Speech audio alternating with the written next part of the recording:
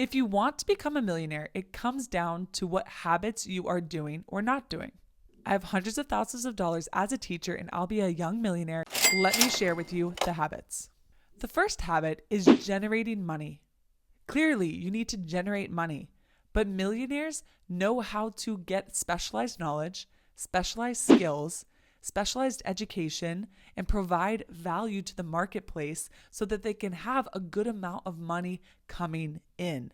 If you don't make enough money, if you don't have money coming in, you're never going to be able to build the wealth that you want. So you always have to start with, how can I earn more money?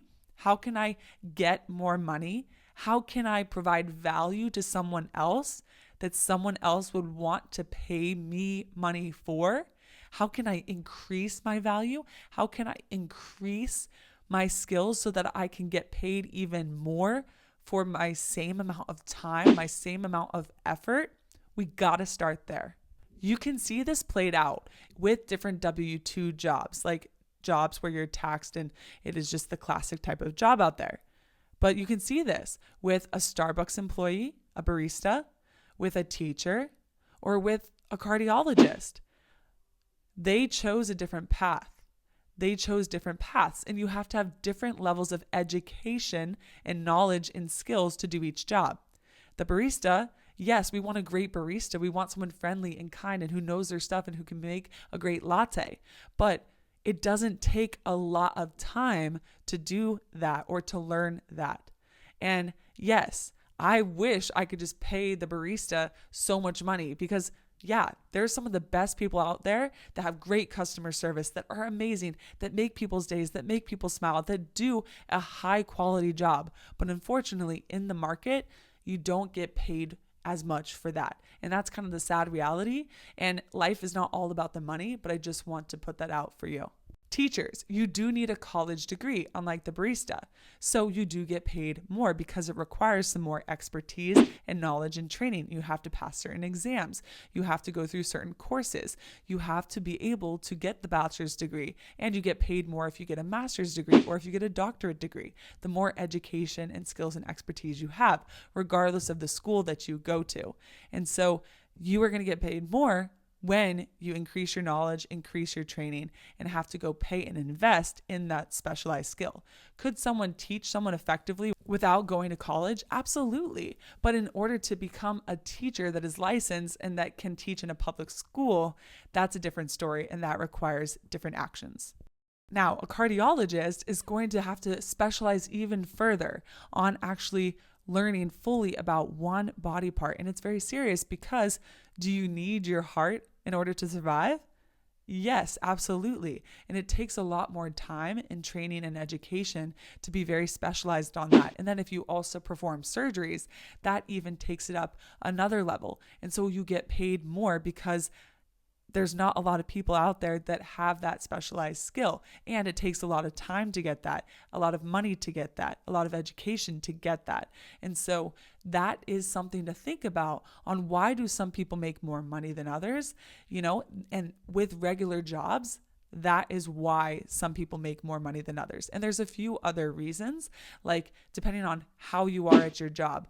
Are you an A player? Are you a high performer? Do you bring more value to the company? Or do you bring more money? Do you get promoted? And then that's where you get promoted through the ranks. And that's a great way to make more money because then you get leadership positions or people don't want to lose you. You're so valuable, people don't want to lose you from the team. But even if you're like the best flight attendant, my mom's an amazing flight attendant. She's insane. Like she's literally like, it's crazy how much effort she puts in and care and dedication and going above and beyond. Like it's insane, but she's capped still at a certain amount of money. She's gotten so many tips or things like that over the years, but still you're kind of capped. And so know there are limitations financially to certain jobs. And remember, it's not all about the money, but I'm just trying to educate you on that. Also, you could be an amazing nurse. You could have put that time, that education, that knowledge. But then someone who decides to be an entrepreneur, like Kendra Scott, in selling jewelry, and she invested $500. That's all she did. And she didn't get a college degree. And she started making the jewelry and became an entrepreneur and sold it and now has a $1 billion company. And so businesses are a great way to make more money. This isn't guaranteed, but your salary cap isn't there. There isn't a cap. And so if you do build a great enough product or a great enough service, it's not just products, it could also be a service that you offer, right? Even physical therapy is a service. That's a business that you can start. There's a ton out there, and let me know if you want to learn more about it, or I'll put a video below on how to start a business in 48 hours. It's amazing, but you can make more money. I even know students who make $450 in a day selling some 3D printed items. How cool. And so get creative. With businesses, you are never capped. Jeff Bezos, Amazon, it is hard. It is hard to do. So you can decide if you just want to do business, if you want to start early. You can decide if you want to have a main job and then work on a business. It's totally up to you. But there's this game to money. And you could think it's not fair if you're an amazing person and doing a really good job and doing your hard work. But the world rewards different things, and different avenues are going to bring you different results. Ultimately, to make money, any of these jobs, whether you're an entrepreneur, you have a business, or whether you are a W-2 employee, that is providing value in some way. Barista, you're providing coffee. Someone needs energy. Someone needs caffeine for their day, or just wants a soothing little drink. You're providing that value. If you're a teacher, you're helping educate students so they can get their own jobs one day. They can be educated. They can come up with new inventions and ideas and innovations and take care of themselves one day. And you're inspiring them to be who they want to be in this world and what they're capable of being. If you're a cardiologist, you're helping save someone's life because they might need an important surgery to keep them alive, because that is what we need to stay alive. And so there's value in that. There's value in everything that you need. If you're working at the grocery store, we need food to survive, and being able to help people to get food and good quality food and to support them on their journey and their experience. With this jewelry, you're helping them feel better about themselves. You're helping them with the jewelry to take care of themselves. Band-Aids. We need Band-Aids. It's $1 billion industry, by the way, but a Band-Aid for scrapes and cuts and things that happen. And so always think, what value can I provide? Alex Hormozy, he was able to make like thousands and thousands and thousands of dollars, and eventually hundreds of thousands of dollars, by helping gym owners make more money. And so if you can help people make more money, you're also going to make more money too. All right, hopefully that wasn't too long-winded, but I'm trying to give you the value and give you the information, because it isn't just, oh yeah, make money, oh yeah, do this, or invest your money. There's so much to this, and I really want you to kind of understand everything. But it really is, what money are you bringing in? If you have more money coming in, you're obviously going to be able to do more with it and make more money and become a millionaire eventually. The second habit is to learn. Millionaires learn. They are lifelong learners, whether they learned how to get a nice job like a teacher, an engineer. And it's interesting because there's a study on the most people who are millionaires and the jobs that create the most millionaires. And it's basic jobs like a teacher or like an engineer. I could put a list here. But those who keep learning in life keep rising. I know that I was saving money since I was little. I had businesses, I did these things, but I didn't understand all these money habits. I didn't know how to become a millionaire. I didn't know these things, but I started learning about them. And so if you want to learn how to become a millionaire, you're doing the right thing by watching YouTube videos. You would be doing the right thing by buying the books on it. You would be doing the right thing by learning, okay, I've learned that I need to have a specialized skill or specialized knowledge. Okay, I'm going to go do the work and read the books and get the education and learn to become a cardiologist, or to become a surgeon or an anesthesiologist or a dentist, or I want to learn how to start a business. And so I'm going to go learn how to start a business, and then I'm going to start taking action and making it happen. It all starts with being willing to learn, being willing to become better, being willing to learn about how to invest, what to invest in. Oh, millionaires are owners and they're investors. Okay, cool. How do I do that? Always be open to learning. And the world's going to change. There's AI, there's all these different things. The people who are open to learning and open to finding new ways in the market, like even with content and YouTube. Mr. Beast, he always wanted to be a YouTuber, but that wasn't really a thing or an option. But now he's like going to be the biggest YouTuber of all time, and he already is. And he's trying to get 1 billion subscribers, which has never been done. And when he was initially started out on YouTube, the biggest YouTube channels were 10 million subscribers. And so you just have to find your lane. You just have to believe, and you have to constantly learn, because the world is changing around you. And there's so many opportunities and options out there with technology if you're willing to see them and take them. Number 3, millionaires save part of the money that they earn and give it to themselves. Okay. Millionaires usually make their money work for them, but you can't make your money work for you or employ your money if you don't have money. And so once we make that income, once we're willing to learn and grow and get better, and we have it all coming in, we then need to know what to do with it. And millionaires don't just make millions of dollars or make $100,000 and make a good income. They use that income to then make more money. And so a lot of millionaires invest in the stock market. That's why you hear about it on YouTube, or there's books about it, because if you invest even $500 a month for 30 years, you will become a millionaire. If you invest in something like the S&P 500, which returns about 8 to 10% over time. It takes a while, but eventually it starts compounding, and then you get the compound interest, and it just explodes. And you make so much more than what you initially invested. It's incredible. And if you keep it going for 40 or 50 years, or if you could put $1,000 in or $2,000 in, that's amazing. And so a lot of millionaires are made through the stock market. There's also other things you can invest in with businesses, with real estate, and we can dive more into that. But knowing that millionaires invest their money, they give it to themselves, they save a part of it.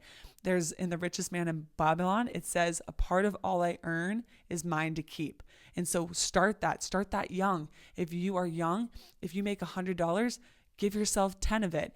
If you can give yourself even more, like I did, that's how I was able to save and invest and make a lot of money, because I would give myself most of it. I flipped it. Instead of like saving the $10, I would save $90 or $100 if I could, especially because I was young and I didn't have all these costs and things I had to spend money on. But pay yourself, take that money, and then if you need a little safety net, $1,000, $10,000, great. And put it in a high yield savings account if you can, so that it's at least making some money for you, but it's still just cash. And then make it go work and invest it and do these things. And so if you want to be a business owner, that's where you would invest in your business or in yourself. Or first, if you haven't invested in yourself and your ability to make more money, do that first. Because don't just invest in the stock market if you're making $40,000 a year. If you can invest that money to make $80,000 a year or $100,000 a year or $1 million a year, you will have even more money to put in the stock market. So, something to think about. Millionaires understand the game. They understand that life is a game and money is the tool. Money is simply a tool. It doesn't make you a better person. None of that. It's a tool to do what you want, to have more freedom, more opportunities, to have more possessions, whatever it is, more time, more energy, more health. It is a tool. And so if you want more of that tool, you can get it. Millionaires define their path. Okay. There's a lot of paths, and I've kind of talked about it a little bit already. But if you want to be a teacher, you can absolutely become a millionaire. You can absolutely become a millionaire. And so become a teacher, go to a school district that pays you well, put the time in, and then you will be a millionaire. If you save and then invest $500 a month, a portion of your paycheck, you can teach forever, and then you'll have a few $1,000,000 by the time you retire. That's a path. You can do that with any job. Insert whatever job you do, put a little bit of money aside, invest in the stock market, you'll have money later.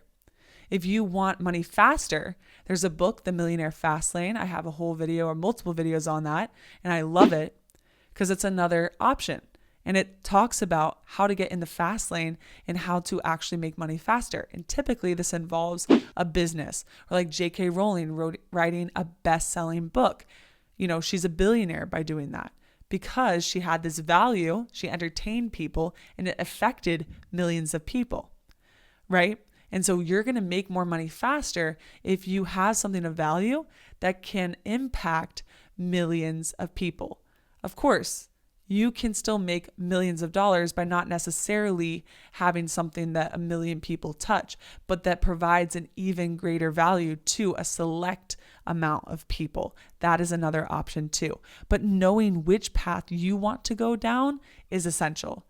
The only way you will not become a millionaire is if you are on the sidewalk, which MJ DeMarco talks about in the Millionaire Fast Lane. He talks about the sidewalk, the slow lane, and then the fast lane. And the sidewalk is when you're not even caring. You're just making money. You're not trying to increase your skills. You're not trying to increase your education. You're not trying to get better.